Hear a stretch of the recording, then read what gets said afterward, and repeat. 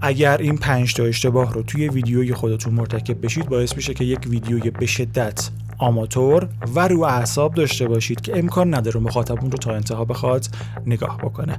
سلام به شما دوستان عزیزم، خیلی خوش اومدید. بدون هیچ مقدمه‌ای میریم اولین اشتباه از 5 تا اشتباهی که ما توی ویدیوگرافی مرتکب میشیم رو با هم بررسی بکنیم. اشتباه شماره 1 ادیت و داینامیک بودن بیش از حد ویدیوی ما هست. حتما اینو شنیدید و درست هم هست که میگن ویدیو نباید خیلی خشک باشه. یعنی اینطوری نباشه که من بشینم جلوی دوربین نیم ساعت شروع کنم صحبت کردن، بعد نه یه افکتی، نه یه ترانزیشنی، نه یه بیرولی، نه یه موسیقی، نه یه زومی، زومبکی، هیچی نباشه، همینجوری خالی خالی جلوی دوربین صحبت بکنم و این حوصله مخاطبو سر میبره. این کاملا درسته. بعضیا میخوان اینجوری نباشن، میرن از اون ور بوم میافتن. یعنی ویدیو درست میکنه پر از افکت، پر از ترانزیشن، زوم بک، حرکات شدت کذایی دوربین و همین از اونور بوم افتادن باعث میشه که اعصاب مخاطب خورد بشه. میخواد کسل کننده نباشه، ویدیو اعصاب خورد کن میشه. اتفاقا من یه مثال عملی دارم برای این مدل اشتباه. 2 تا ویدیو من درست کردم، لینک یکیشو اینجا برای شما میذارم، حتما نگاه بکنید. حالا در مورد چیزی صحبت میکنم جالبه ولی اعصاب خورد کنه. اونجا من دارم دوربین رو توی هر ثانیه دارم تکونش میدم، زوم بک، تغییر زاویه و شما توی یه ویدیوی مثلا 5 6 7 8 دقیقه‌ای میبینید که اندازه یه فیلم سینمایی دوربین داره تکون میخوره. خب حالا میخواستم این حرکت رو تست بکنم، کردم، حالا بازخورد خوبی هم نگرفت و این یه مثالیه برای اینکه بدونیم حرکات بیش از حد دوربین خیلی رو اعصابه. اشتباه شماره 2 عدم تطابق موسیقی متن با اون موضوعیه که دارید در موردش صحبت میکنید. من توضیح اضافه نمیدم، یه مثالی الان برای شما عیناً و زنده اجرا میکنم. یه دکلمه پیدا کردم از مرحوم هوشنگ ابتهاج، میخوام این رو برای شما بخونم، بعدن توی تدوین میام یه آهنگ راک میذارم روش، ببینید که اصلا این داستانا به هم نمیخوره. میگه که آفتابا چه خبر، این همه راه آمده ای که به این خاک غریبی برسی، ارغوانم را دیدی سر راه، مثل من پیر شده است. خب چطوری بود؟ اصلا نمیخوره به هم.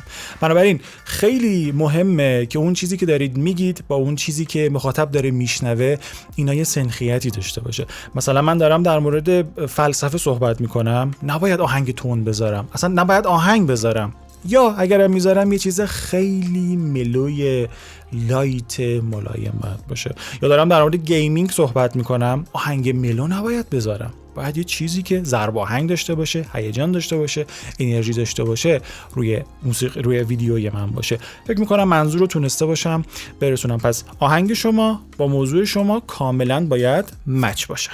اشتباه شماره 3 صدای بی‌کیفیت هست. اینو من قبلا هم گفتم، پاشم واقعا هستم که شما با یک تصویر بی‌کیفیت و صدای با کیفیت میتونید مخاطب خوبی جذب کنید، در صورتی که با برعکسش، یعنی تصویر بسیار با کیفیت و صدای بی کیفیت، این امکان خیلی کمتر وجود داره. مثلا من الان صدا رو سویچ کردم رو صدای خود دوربین، چقدر بده، چقدر افتضاحه، شما چند ثانیه بیشتر نمیتونید تحمل بکنید. در صورتی که اگر من تصویر دوربینم رو عمدن خراب بکنم و یک صدای خوب داشته باشم که الان دارم، میبینید که به راحتی این ویدیو قابل تحمل هست و میتونید گوش بکنید، لذت ببرید. پس صدای بسیار بسیار با کیفیت از تصویر با کیفیت مهمتره. این دقیقاً شعاری بود که تو دوره واکس داشتم دیگه، اونجا هم میگفتم صدا مهمتر است و واقعاً هم همینطوری هست. پس اینم از مورد سوم. مورد چهارم هم مربوط به صداه، ولی خب چون توی تولید محتوا داریم صحبت میکنیم اینم میگم به دردتون میخوره، و اون در مورد زیاد و کم شدن لاودنس و سطح صداه. حتما دیدید بعضی برنامه‌ها رو تو تلویزیون یا حتی تو یوتیوب هر جایی نگاه میکنید، یا حتی توی اینستاگرام مثالاش خیلی زیاده. یه کلیپ میبینید مجبوری صدای گوشی رو سری بیاری پایین چون صداش خیلی بلنده. کلیپ بعدی رو میبینی نمیشنوی، مجبوری صدا رو ببری بالا ببینی یارو داره چی میگه. این زیاد و کم شدن سطح صدا، منظورم دقیقاً اینه. خیلی وقتا توی ویدیوی ما، توی یک ویدیوی واحد من بعضی جاها صدام خیلی بلنده، بعضی جاها صدام خیلی پایینه و اشتباهی که خیلی از تولید کننده‌های محتوا انجام میدن اینه که نمیرن مچ بکنن بلندی و لاودنس صدا رو، در صورتی که ابزارهای خیلی راحتی در اختیار ما قرار گرفته. شما توی هر اپلیکیشنی که باشید میتونید روی اون ترک صوتی راست کلیک بکنید، لاودنسش رو روی هر عددی که دلتون میخواد بر مبنای لافز مچ بکنید که توصیه شده ترین حالت برای یوتیوب -14 لافز هست. من الان یه نگاهی به دست نوشته‌هام کردم، دیدم 6 تا نکته نوشتم. اول ویدیو گفتم 5 تا، ولی این ششمیه یک کلمه‌ای بود اون ته اون گوشه نوشته بودم ندیدم. اصلاح میکنم. 6 تا نکته‌ای که ویدیوی ما رو ممکنه خراب بکنه. 5 به اضافه یک نکته. بریم سراغ نکته پنجم. فوکوس اشتباه هست، مخصوصا زمانی که داریم با رزولوشن 4K فیلم برداری میکنیم. ببینید وقتی که ما 4K فیلم برداری میکنیم، حالا من حتما یادم خواهد موند که یک ویدیو در مورد چالش های ضبط 4K هم ضبط بکنم. ایده های خیلی خوبی تو ذهنم شکل گرفته که اونجا حتما در موردش صحبت میکنم. وقتی که داریم 4K فیلم برداری میکنیم، هر اشتباهی که در تصویرمون بکنیم به شدت تو چشم مخاطبه. حالا 8K که دیگه نگم، اصلا اونجا خیلی بدتره. ریزترین جزئیات تصویر رو مخاطب میتونه ببینه و فقط کافیه که کوچکترین اشتباهی مخصوصا توی فوکوس کردن ما داشته باشیم که مخاطب این رو متوجه بشه.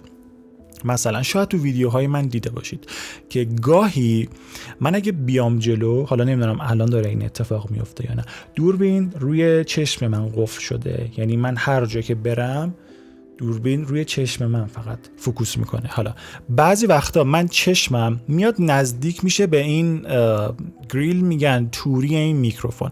این توری این میکروفون مشبک های خیلی ریز داره و باعث ایجاد افکت مویره میشه.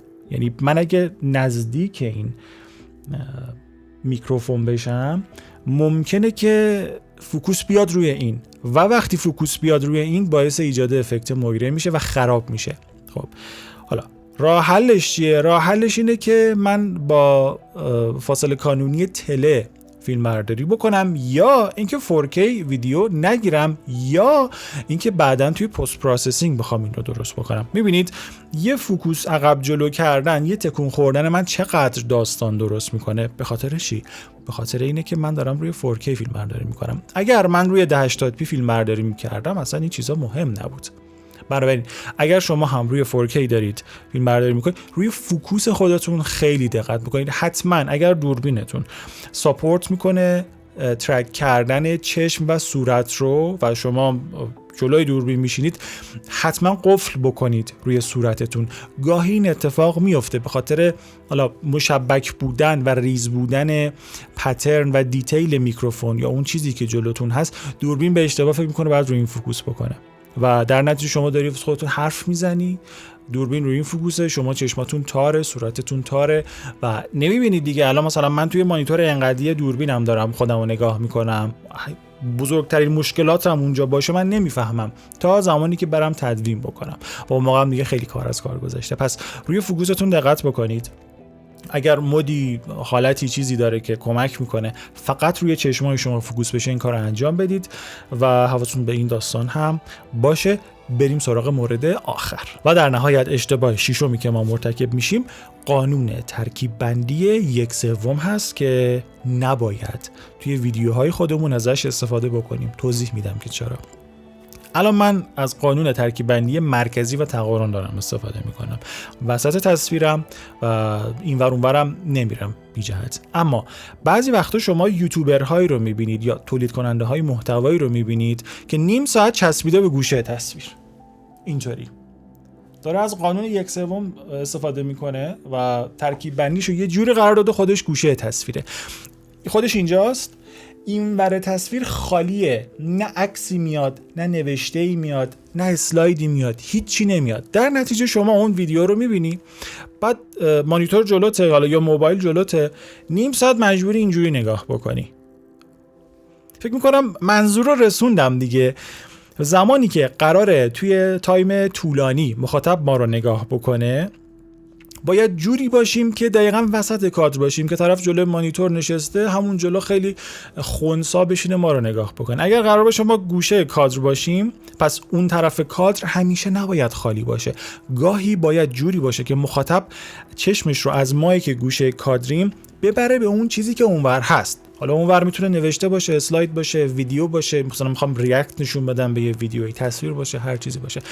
اگر قرار نیست من اون طرف تصویرم چیزی بذارم، خودم نیاز نیست بچپم گوشه تصویر که طرف مجبور باشه نیم ساعت اینجوری نگاه بکنه. میام وسط، از قانون مرکزی و تقارن استفاده میکنم و این بهترین ترکیب بندی برای ویدیوهای یوتیوب هست. مطالبم تمام. موفق باشید.